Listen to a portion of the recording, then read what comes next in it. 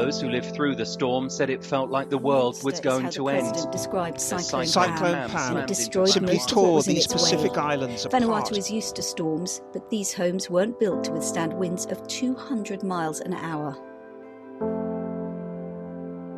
On March the 14th, 2015, a Category 5 cyclone that was later designated as Cyclone Pam ran straight over the top of Vanuatu. Vanuatu is a very remote island chain, about 1,000 miles east of the east coast of Australia. Very remote area that has been absolutely devastated by Cyclone Pam, with winds exceeding 320 kilometres an hour, storm surge of 25 feet, swells in the region of 18 to 20 metres. This was a very, very big storm. It's caused absolute devastation.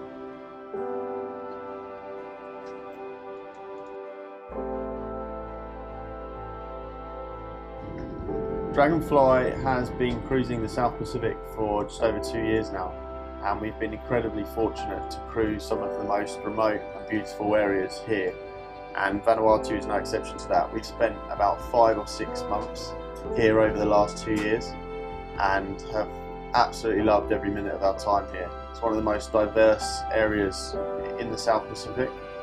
Incredibly beautiful. They have got some of the nicest village culture that you will ever see. They are very, very welcoming to show you the waterfalls and the areas that you wouldn't normally see as a tourist. Coming here on a yacht, they've showed us the volcanoes, which are absolutely spectacular. And when we saw the damage caused by Cyclone Pam, we felt that we had to come and help them. We're obviously a very resourceful entity as a super yacht with a highly skilled crew, tenders, the ability to make lots of fresh water, and we just want to come down and do what we can to help these people.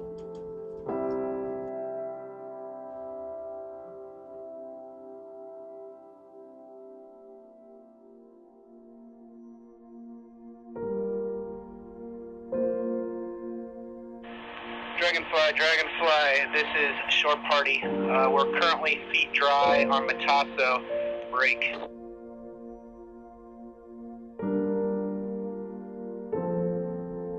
In the village, we have 160 souls.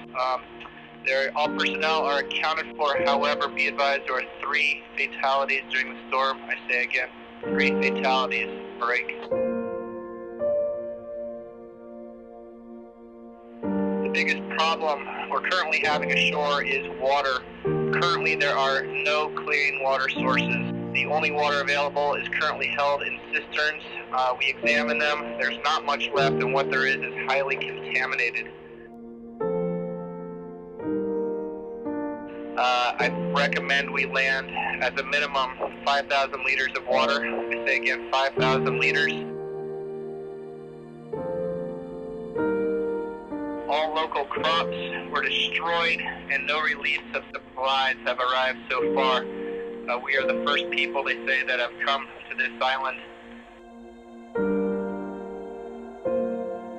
They estimate currently they have 3 to 4 days of food remaining.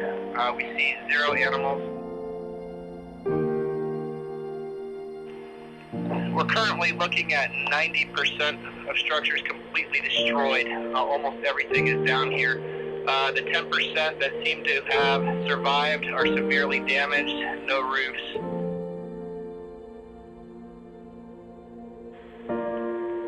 Medically, we're seeing a lot of kids with running sores, infected wounds, some upper respiratory problems. We're seeing some signs of conjunctivitis and yaws, and they're reporting increasing numbers of health issues with the elderly population here. I recommend that we run a full clinic, say again, a full clinic for as much time as we have left here on the island.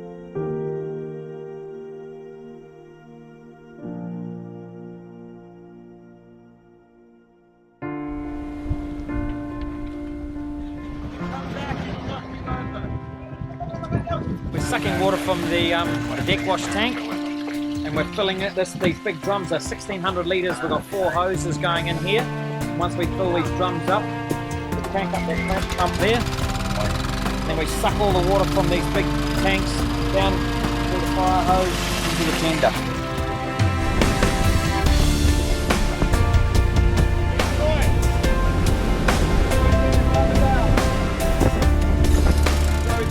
Transporting water through, coming out of the big bin, going through the crash pump, and then ashore to some bigger containers that we've given them.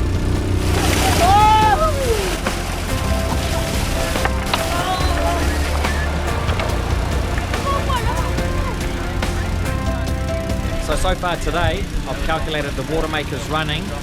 We've pumped more than 23,000 litres to two different islands. The first island was about 20,500 and another 3,200 to this island here, so we've done good. And the water makers are just about keeping up with the discharge.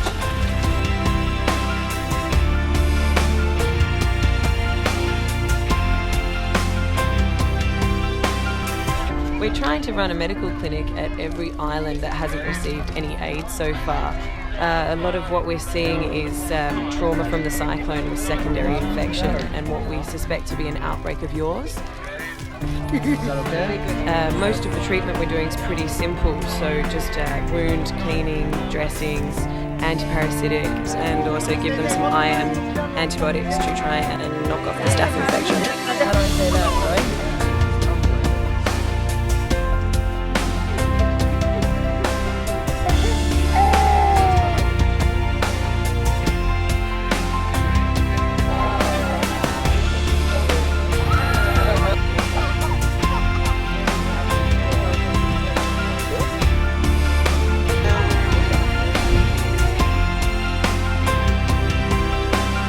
We've just spent the last 3 hours with chainsaws, axes, hand saws, and as many hands as we could get to move wood and branches out of the way.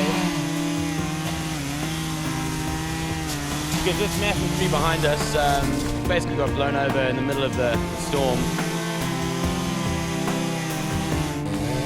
The locals asked us to clear it away. It was blocking access to their church. It flew on top of another hut over here. What we're doing here is establishing a makeshift waiting room to keep people in the shade. After this gets dirty, go slow. When dirt gets in the filter, slow. A bit of contaminated water go into these tanks.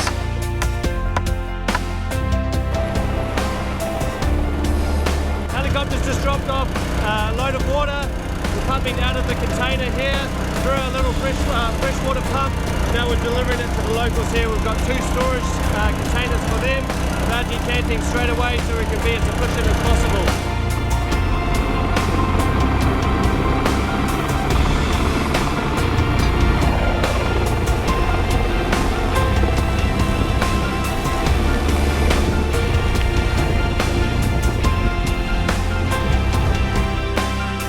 I'd like to thank the Dragonfly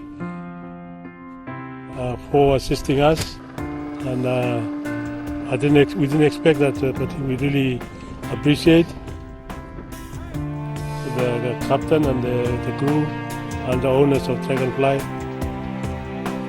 to come and offer us this generous assistance and help our people to recover.